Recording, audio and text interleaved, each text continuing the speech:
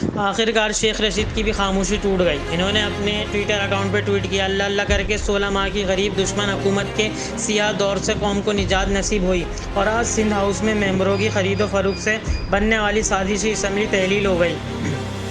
جنہوں نے صرف اپنے کیسز ختم کرائے، جس دن فرد جرم لگنی تھی اس دن وزیر اعظم بن گئے، تقریروں، تصویروں اور تعریفوں کے علاوہ کوئی کام نہیں کیا، میڈیا کو پابند سلاسل کیا، لاپتہ کیا، قید کیا اور شہید کیا، ابھی تک نگراں وزیر اعظم کا نام نہیں دے سکے۔ جاتے جاتے ایک دن میں 121 بل بھی پاس کروائے، اسمبلی کو بلوں کی فیکٹری بنا دیا اور جیلوں کو بے گناہ کارکنوں سے بھر دیا، عوام پر بجلی اور آٹے کی مہنگائی کے بم گرائے، سائفر کو مذاق بنایا اور آج دنیا نے اس کو حقیقت مانا۔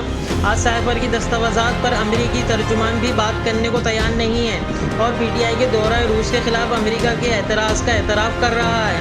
یہ 16 مہینے کی اسمبلی پاکستان کی سیاسی زندگی کی بدترین غریب دشمن، جمہوریت دشمن اور عوام دشمن اسمبلی کے طور پر میں یاد رکھا جائے گا۔ یہ اپنے کپڑے بیچ کر غربت، مہنگائی ختم کرنے آئے تھے، انہوں نے غریب کے بھی کپڑے اتار دیے۔ آخری ہفتے میں صرف قانون کو لوٹ سیل ہی نہیں لگائی، اپنے سیاسی مخالف کو بھی جیل میں ڈال دیا۔ Fahad Waseem, digital news, Karachi.